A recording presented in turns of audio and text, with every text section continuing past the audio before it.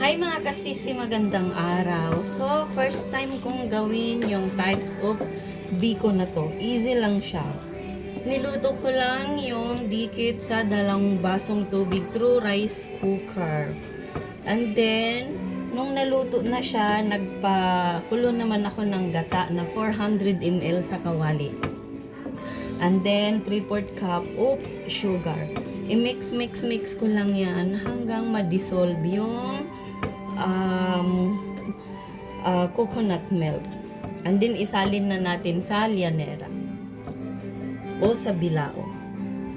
So, pag ganito na mga kasisi na parang wala na siyang exist na coconut milk, isalin na natin siya sa bilao.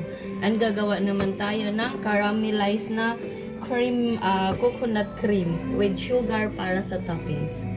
So, mag-ano tayo ng dahon ng saging. Gusto ka kasi maging malambot. Kapag hindi mo kasi siya padaanan ng apoy, matigas kasi siya, mabilis mapunit.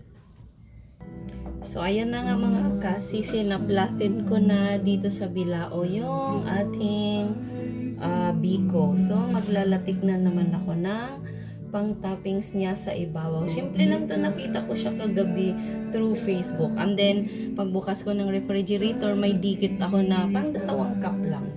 So, ito tinry na natin ginawa.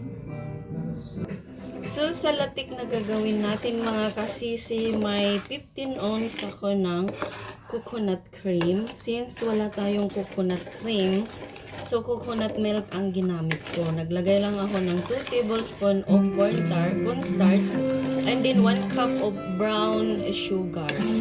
So, tunawin po natin hanggang malapit. I-mix ko po muna yung mga ingredients bago ko po ilagay yung ating bago ko buksan ng apoy. Gamitan ko pala ng whisk mga kasisi para mabilis madurog yung ating cornstarch. Kasi no need na ihalo mo siya sa tubig. Diretso mo na lang sa coconut milk. So since well mixed na po, buksan ko na yung apoy sa mahinang apoy lang. And then continuous stirring hanggang lumapot ang ating toppings. So pag ganito na yung kulay mga kasisi, pwede na nating ilagay sa toppings ito. So patay na po yung apoy niya, na off na po, pero kumukulo pa din siya dahil mainit. So ita-toppings na natin. So, ilalagay ko na lahat mga kasisi and then i-spread na lang. So, ganito yung nakita ko sa Facebook kagabi. Biglang dumaan.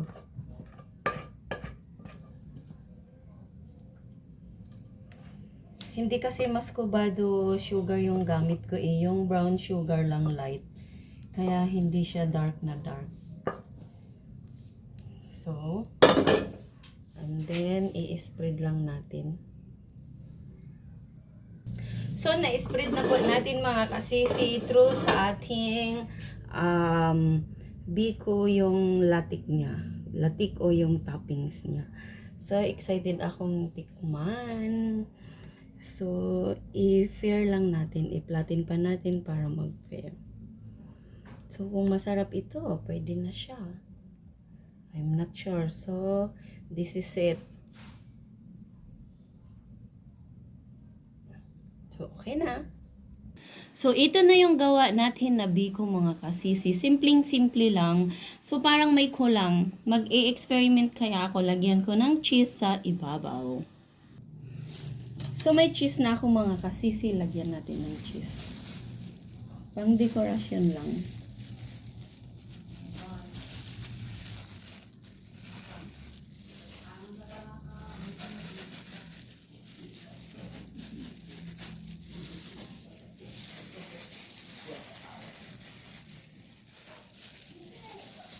Pwede nyo din hindi lagyan ng cheese, pwede din lagyan as you like po. Ako kasi para may dekorasyon siya, so dinagdagan ko na lang ng cheese mga kasisi. So very simple biko. Pwede mo palang iluto yung dikit ng with rice cooker na tubig lang kahit hindi coconut milk. So, ilagay ko na lahat para walang masayang. So, ito na. Looks different, my biko. So, try nyo na din po mga kasisi kung gusto nyo. Very simple lang. I-write down ko po sa comment section yung mga ingredients na ginamit ko po dito. So, super simple. Kaso lang, hindi maskubado sugar yung ginamit ko. Kaya, hindi siya dark yung latik niya o yung toppings niya. So, this is it. Okay na po ang ating simpleng biko for ondas. Paalam!